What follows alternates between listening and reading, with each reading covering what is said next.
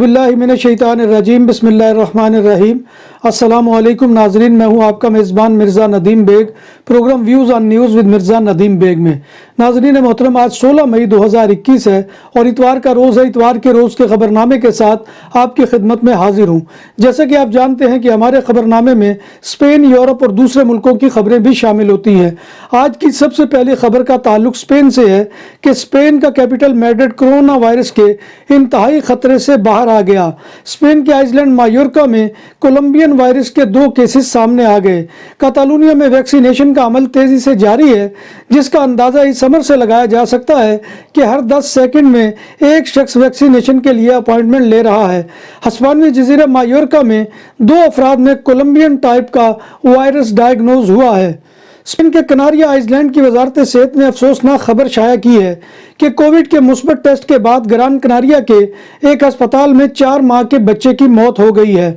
बच्चे के corona virus ने फेफड़ों को बुरी तरह मुतासर किया था और भरपूर कोशिश के बावजूद पैरामेडिक उसकी जान नहीं बचा सके।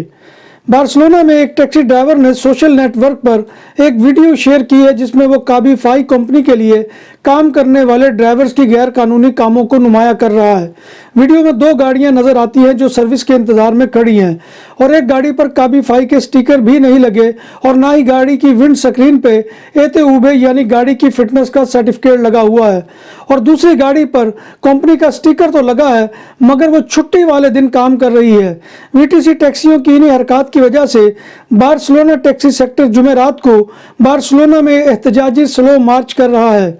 स्पेन के आइसलैंड मायोर्का के शहर पाल्मा दे मायोर्का के सान खुआन एयरपोर्ट पर ग्वार्डिया उर्बाना और कौमी टैक्स एजेंसी ने कोविड टेस्ट के आलात को जब्त कर लिया है, जो चीन से दीगर सामान के हमरा पहुंचे थे और इस सामान को मायोर्का और अबीसा के पतों पर पहुंचाना था। कोरोना टेस्ट के आलात को इसलिए जब्त किया गया है कि ये महकमा सेहत की मंजूरी से आना ज़रूरी थे और इसे प्राइवेटली इस्तेमाल नहीं किया जा सकता, बल्कि इसकी इजाज़त सिर्फ और सिर्फ मेडिकल स्टाफ को है। स्पेन की नशे पुलिस ने एक इटालियन नेशनल 66 साल शख्स को आली कांते के कस्बे फोर्मेंतेरा देल सेगुरा से गिरफ्तार किया है। ये शख्स इटली की अदालत को मतलूब था। मुलजिम ने 2007 में एक शख्स को 120% सूद पर 20,000 यूरो की रकम दी थी। बादअज़ा मुलजिम ने इस शख्स को कहा था कि वो उसकी रकम वापस नहीं करेगा तो उसके कारोबार को आग लगा देगा। मुलजिम की गिरफ्तारी के वारंट यूरोपोल ने जारी कर रखे थे। स्पेन की नशे पुलिस ने एक 30 साल शख्स को गुज़िश्ता जुमा को मालागा में कार्तेरा दे कादिस पर गिरफ्तार कर लिया, जिसने अपने 59 साल बाप को उसके घर में चाकू से जख्मी कर दिया था और फरार हो रहा था। पुलिस को इत्तला मिली थी कि एक शख्स ने दूसरे शख्स पर छुरी से हमला कर दिया है।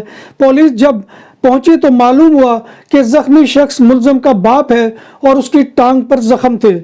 बार्सिलोना में पुलिस मोसेस स्क्वाड्रा ने सान मार्ती में एक ऐसे डकैत को गिरफ्तार किया है जिसने सान मार्ती के बैंक में गन के साथ डकैती की थी। गिरफ्तार डाकू आदि मुजरम है। डकैत ने बार्सिलोना के दीगर बैंकों में 2016 और 2020 में जबरदस्ती बैंक डकैती की थी। गवाही का नोटिस मिलने के बाद ये गिरफ्तारी 10 मई को हुई थी। कतालान पुलिस ने डाकू को उस वक्त रोका जब वो 3600 यूरो की रकम लूट कर फरार हो रहा था। गिरफ्तारी के वक्त उसके पास गन थी। स्पेन के शहर अवीला में सड़क पर सूरजमुखी के बीज यानी पीपा खाने और छिलकों को जमीन पर फेंकने पर 2 नौजवानों पर 125 यूरो फी का जुर्माना आयद कर दिया गया है। जब जुर्माने का नोटिस घर पहुंचा तो लड़कों के वालिदैन हैरान हो गए और उन्होंने कहा कि वो जुर्माना अदा करेंगे। दुनिया भर में फ़लस्तीनियों के हक में मुजाहरे हुए। स्पेन के कैपिटल मैड्रिड में भी हज़ारों लोग फ़लस्तीनियों के हक में सड़कों पर निकल आए। तकरीबन 2,500 के करीब नौजवानों ने फ़लस्तीनी परचम लपेटकर शहर के मरकज़ की जानिब मार्च किया। मुजाहिरीन इस मौका पर नारे लगा रहे थे कि ये जंग नहीं बल्कि नस्ल कुशी है। बरतानवी कैपिटल लंदन में भी हज़ारों की तादाद में मुजाहिरीन ने हाइड पार्क से गुजरते हुए इसराइली सफारत खाने की जानिब मार्च किया।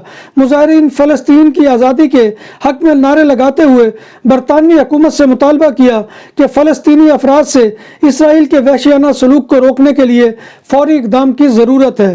فرانس کے دارالحکومت پیرس میں بھی فلسطینیوں کے حق میں مظاہرہ کیا گیا، جس پر پولیس نے آنسو گیس اور واٹر کینن کا استعمال کرتے ہوئے مظاہرین کو منتشر کرنے کی کوشش کی۔ پیرس کے حکام کی جانب سے لاؤڈ سپیکروں پر اعلان کیے جاتے رہے تھے کہ مارچ غیر قانونی ہے، مگر اس کے باوجود ہزاروں کی تعداد میں لوگ شہر کے شمالی حصہ میں جمع ہوئے۔ امریکی شہر نیو یارک میں بھی مظاہرہ ہوا۔ جرمنی کے دارالحکومت برلن میں بھی اسرائیل کے خلاف مظاہرہ کیا گیا۔ پولینڈ کے دارالحکومت وارسا میں بھی فلسطینیوں کی حمایت میں اسرائیلی سفارت خانے کے احتجاج کیا گیا۔ اتوار کے روز اسرائیلی فضائی حملوں کے نتیجے میں مزید 17 فلسطینی ہلاک ہو گئے۔ غزہ میں وزارت صحت کے مطابق اس طرح گزشتہ پیر سے جاری اسرائیلی حملوں کے نتیجے میں ہلاک ہونے والوں کی مجموعی تعداد 181 تک جا پہنچی ہے۔ شہید ہونے والوں میں 47 بچے اور 23 خواتین بھی شامل ہیں۔ بچوں کے عالمی ادارے یونیسیف کے مطابق نصف سے زائد ہلاک ہونے والے بچوں کی عمر 10 برس سے بھی کم ہے۔ غزہ کے گنجان آباد علاقے میں تقریباً 2 ملین فلسطینی آباد ہیں۔ اسرائیل کے وزیر اعظم بنیامین نیتن یاہو نے کہا ہے کہ وہ بھرپور طاقت کے ساتھ حماس کے راکٹ حملوں کا جواب دیتے رہیں گے۔ اسرائیل کا مضحکہ خیز دعویٰ کہ غزہ میں شہید ہونے والے افراد میں درجنوں عسکریت پسند تھے، جبکہ فلسطینی حکام کے مطابق شہید ہونے والوں میں 47 بچے شامل ہیں۔ اسرائیلی حملوں میں 725 گھر، 76 رہائشی اور 63 سرکاری عمارتیں تباہ ہو چکی ہیں۔ جب بات ہو 100% حلال کھانوں کی تو ایک ہی نام، عادل تندوری ریسٹورنٹ۔ بارسلونا میں مہمان نوازی کا پہلا نام عادل تندوری ریسٹورنٹ، بر صغیر کے روایتی حلال کھانوں کا مرکز۔ گرل تندوری روسٹ، چکن اور مٹن ٹکا، سبزیاں اور تڑکے والی دالیں، رس ملائی اور فالودہ۔ قاری عبدالرحمن کی فخریہ پیشکش، غریب و امیر کے لیے۔ بارسلونا کے قلب میں واقع عادل تندوری ریسٹورنٹ کا یہ استے نمبر 9 نزد دراسانہ ہاسپٹل، بارسلونا۔ گزشتہ روز ہفتے کو اسرائیل نے غزہ میں ایک کثیر المنزلہ عمارت کو فضائی حملے میں تباہ کر دیا۔ اسرائیل نے غزہ پر بمباری جاری رکھی ہوئی ہے۔ جس کثیر المنزلہ عمارت کو نشانہ بنایا گیا اس میں الجزیرہ کے دفاتر کے علاوہ کئی دیگر مقامی اور بین الاقوامی نشریاتی اداروں کے دفاتر کے ساتھ کئی رہائشی اپارٹمنٹ بھی تھے۔ اسرائیل نے دعویٰ کیا ہے کہ اس عمارت میں حماس کے عسکری موجود تھے۔